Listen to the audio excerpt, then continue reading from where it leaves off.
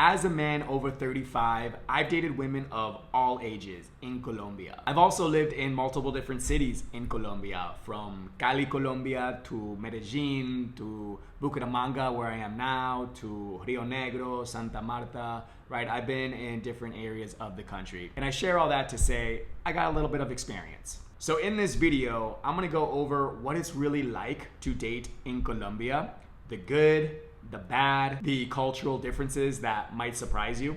And be sure to stay until the end where I reveal the #1 method to meet new women and how it's done. By the way, if you're thinking about moving to Latin America and you want some help figuring out your next steps, I offer a free 15-minute call. Links in the description. Let's get into it. All right, let's dive right in. So some cultural dynamics to expect as a man coming from the West, whether it's US or Canada. Some differences you'll experience in Latin America, in this case, Colombia. So timeliness. Timeliness is a thing, guys. So out here, women will typically show up to a first date or a meeting or whatever it is later than the time expected, versus in the States, obviously, you expect everyone to be on time. So here, it's not uncommon to see a girl show up maybe 30, 45, 60 minutes late, her getting ready, whatever the excuse is. So some ways to avoid this is to simply pay for her Ubers, okay? Whenever you're meeting someone, you'll see once she gets into the car, you can just continue doing your work, continue going about your day. And then when she leaves, you'll know, like when she's roughly 15 minutes away, you can just walk to the spot. Whether you want to show up early or a little late or on time, it's completely up to you, but you get to decide and save your time. So just know that this is a thing, and obviously time is valuable. All right, physical touch. So it is very normal here to get, when I say physical, I mean just like touchy, like get touchy upon meeting someone, right? Obviously, you know, hug, kiss on the cheek, even like just walking like with your hands like that is pretty normal from the beginning, all right? So if you're someone coming from the West, you might not be as familiar with that. It's not as normal in the States to be a little touchy upon meeting someone, but here it is. It's very normal to obviously give hugs, again, kisses on the cheek, locking arms, like touching each other. So just know that that's normal here and actually expected. Verbal affection. What do I mean by that? So basically, you want to use affectionate words. Instead of just calling her by her name, like hola Laura, you could just say like hola linda, hola hermosa, right? Use words like that. And then after you know each other for a little bit, hola, cariña or cariño, or you can, if you start to like each other, hola mi amor, or mi amorcita, mi muñequita, mi muñeca.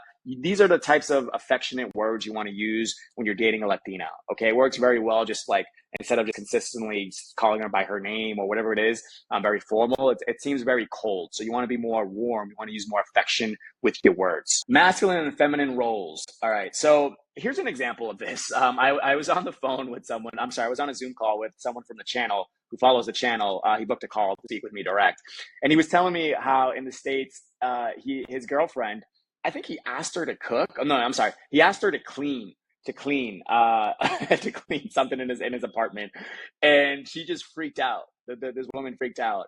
And then now that he's in Colombia for a few months, it's like normal that a woman, without you having to ask, will just start cleaning your apartment or just start cooking something for you, right? Stuff like that is normal out here. So this is what I mean by masculine and feminine roles. Now, the girl could be extremely intelligent. She can make her own money. I mean, this girl is competent, right? But she'll still want to clean and cook for you, right? She'll still want to appreciate you in that way, right? When I say masculine and feminine, as the masculine, you should have a direction in life. You should have a mission, a purpose, something that you're working on, whether it's a skill, whether it's a business, right? Whether it's something that you're really passionate about or something that you want to do to help the world, right? That's what your focus should be. And when a feminine girl is going to want to like be a part of that, or she's going to want to assist you in that. She's going to want to be somewhere like, how can I be of value, right? That's the feminine role, in my opinion, right? So that's what I mean. Like a girl will just start cooking, cleaning, finding ways to be useful in your life. Obviously, there's a lot of other ways to be useful in those areas, but this just comes to mind to me when I think masculine and feminine roles, because in the States, unfortunately, that's not the norm, man. Like you ask your girl to cook for you or clean for you, she's like, what am I, your maid, type thing. And I'm not here to bash American women. I still love American women. I dated American women only for the first like 30 years of my life. So that's just what I mean. Out here, this is normal. Don't be surprised when a girl starts to like you. She'll start to do these types of things for you. It's pretty normal here. Don't tell her like, oh, no, you shouldn't do that. Or no, it's okay. I have a cleaner. let her assist you. All right. So that's all I want to say there. Yeah. Let her assist you. Let her want to help you. Right. It makes her feel good. So I just want to, that's all I'll say there. Being honest goes a long way here, guys. So part of the culture, unfortunately, in Colombia, a lot of the guys have lied to the women, right? When it comes to cheating, that happens all the time here. So be an honest guy. Like this is gonna go a long way for you guys. Like if you're simply honest and upfront, girls really appreciate that. They respect that.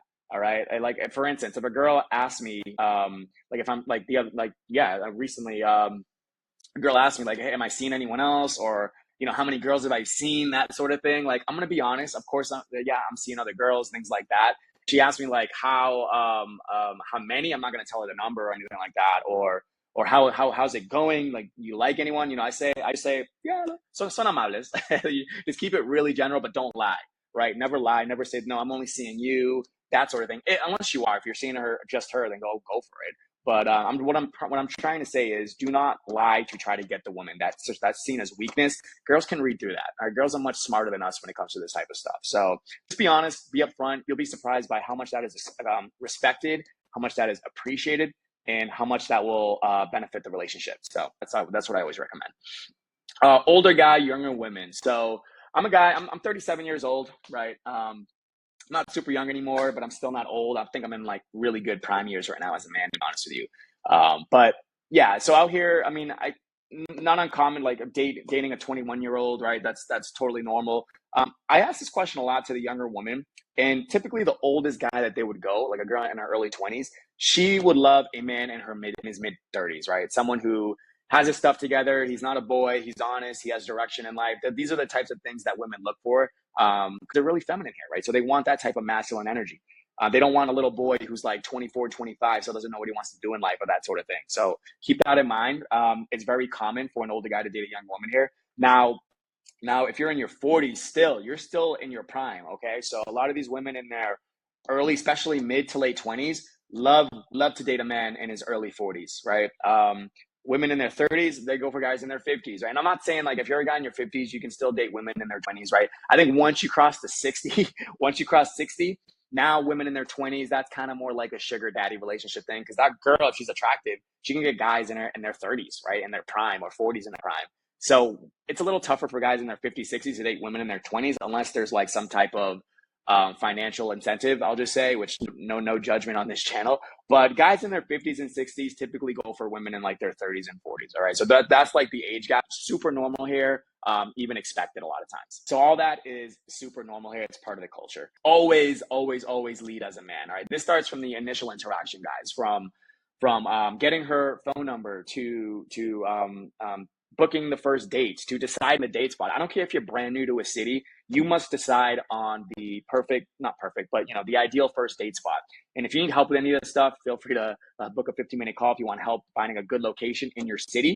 And also, if you want good dating logistics there as well. Because yeah, you're gonna have to make all these decisions. You got to decide on the date location. Obviously, you lead her throughout the entire relationship, like back to the crib for the first time.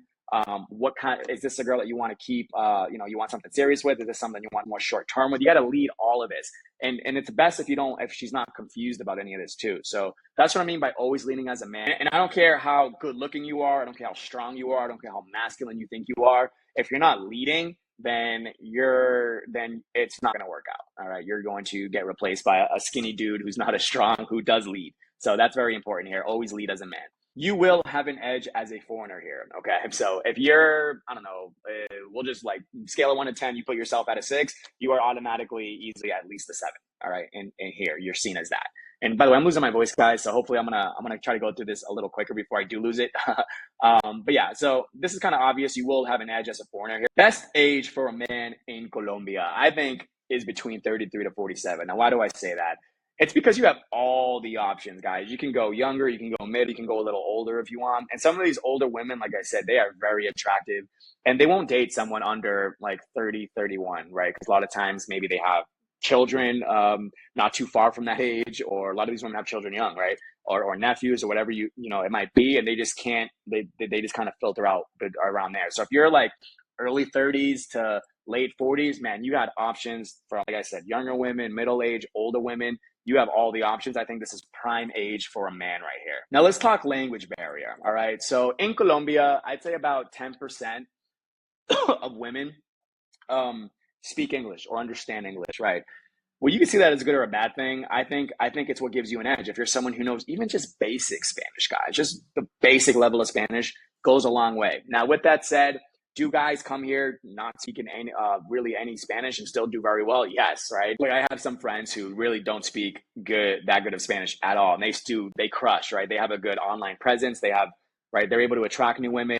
They're able to communicate using like the translator. But if you're in a situation like a double date or something like that, like I've been in that situation where the guy didn't speak good. The guy didn't speak really any Spanish. It was it was lower than basic, and his girl, they were attracted to each other.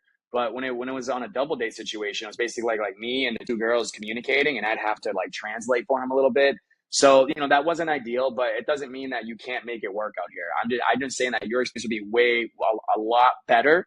Now, with that said, of course, I said 10%, right? So I've dated women who do understand and speak some English. So obviously, if that's what you want, you can find that here too. So you do have your options, but again, this is kind of a message here, guys. Learn a little bit of Spanish. Your experience will be a lot better. All right, now nightlife and dance culture. So Colombia is a dance-heavy country, right? A lot of salsa in Cali, a lot of reggaeton in Medellín. Bucaramanga is more chill. It's more relaxed. Not as dance heavy as I thought. Like when I was in Cali, for instance, the girls that I dated there, we were going out a lot, right? Cali has a lot of clubs, a lot of salsa clubs, even reggaeton spots. They have some of the best clubs in the entire region of Latin America. Like Pergola is very popular. So I was going out more dancing in that area. And Bucaramanga is more chill and relaxed. Now, why am I telling you this, guy? Because if you learn even a basic level of dance when it comes to salsa, reggaeton, and bachata, that'll open up a lot more doors for you as well. Okay. And a girl is going to test you with this, especially in Colombia. She will test you to see not only if you know how to dance, like once you bring her back to the crib, you're listening to music. Eventually you'll play some reggaeton, maybe you might recommend some songs, and she's going to want to get up and dance. Okay.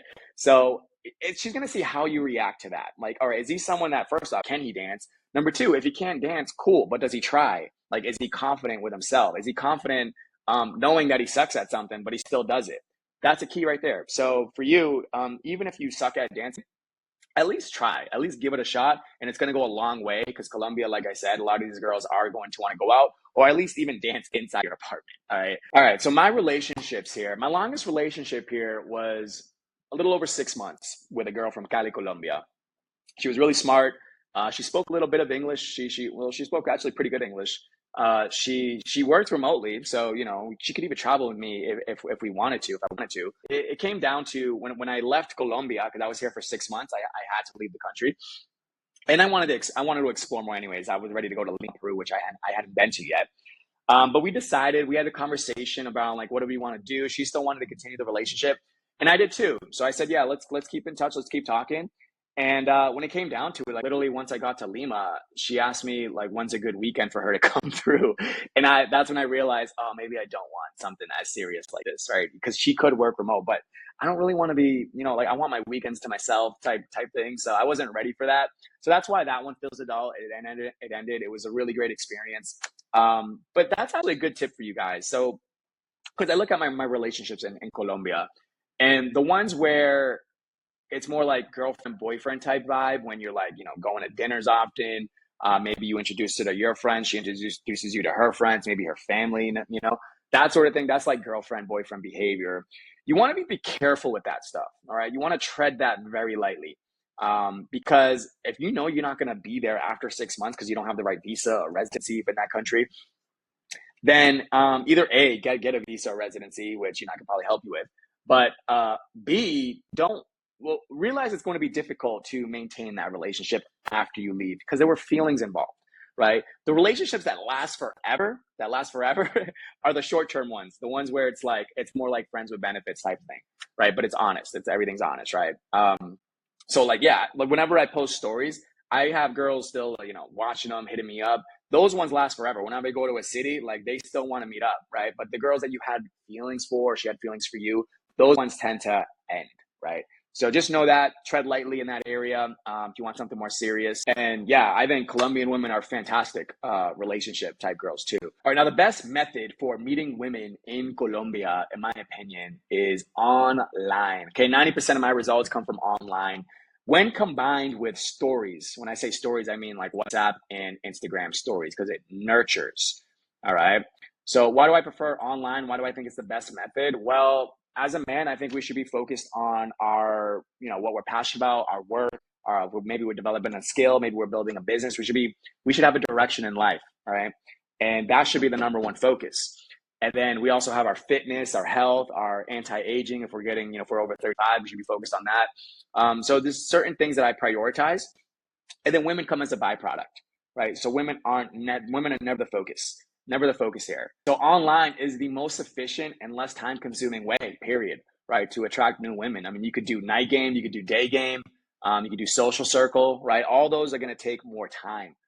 They're a lot less time efficient and take time away from what you should be doing, which is building your mission, whatever that is for you. And as far as how, it's pretty simple, guys. Instagram is really a great way to attract quality women. Just have a decent profile, have some decent photos, get some photos of yourself, put it on Instagram, put it on your dating apps. There's on Instagram, you can actually search, like places. And then from there, you can follow certain women in your city.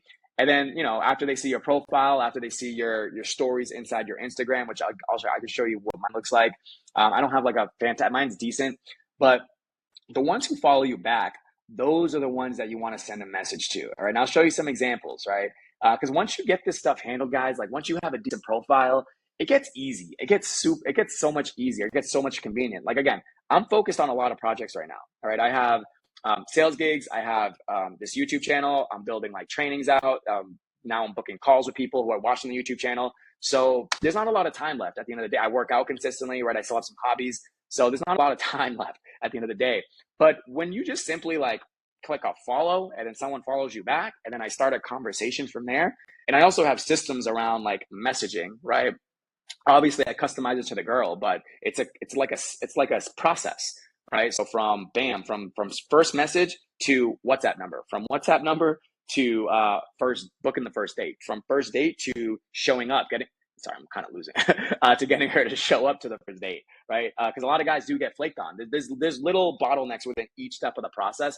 And guys, I know I'm kind of like, I'm an INTJ on the Myers-Briggs. I'm more systems oriented. So I like to think of these things in terms of processes, right? But anyways, once you have a process in place, then that's it. It's just boom, follow, and then everything else falls into place, right? It's like a funnel. And then you're on a first date with someone that you never met before from Instagram. That's not even on the dating apps. You know what I mean? So have that stuff in place, and dating becomes a lot easier when it comes to getting new women into your life. Now, dating apps obviously work well as well, but these are girls that are, advertising themselves to the world.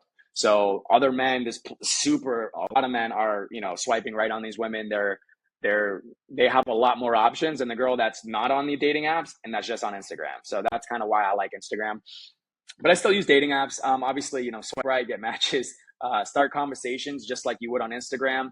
And once you systemize your messaging, your process, it all becomes super time efficient. Now, with that said, day game does work very well here too. So if you see an attractive woman where you're out and about on your day, like for me, I was at the dry cleaners. This was in Medellín. This was in Sabaneta. Two attractive women working at the dry cleaners, right? Me dropping off my clothes. And one of the girls kind of, giving me a little bit of a stare. So one thing led to another, got her number. And then we started seeing each other, for my entire time in Sabaneta. So it could happen anywhere. Always stay aware, right? But yeah, online is where it's at. I think it's the best method for meeting women in Colombia in 2025. Now, here are some red flags to look out for. So, and I'll probably give you some examples of this. All right. So if a girl's overly sexual via text before meeting you in person, that's like no normal girl is going to do that. Okay. I've had women send me some wild messages before even meeting up. And really that's a strong pass for me, because think about it. She's probably doing that with a bunch of other guys too. Number one, maybe she's just, I don't know, maybe she does just want to hook up. But she's probably doing that with a lot of other men. That's not really attractive to me. And number two, maybe she has ulterior motives. Maybe she's looking for that type of dude that just wants that, that initial attention that he's not used to. And now she can maybe somehow take advantage of him in whatever way, right? Obviously, Colombia, you got to be a little more careful.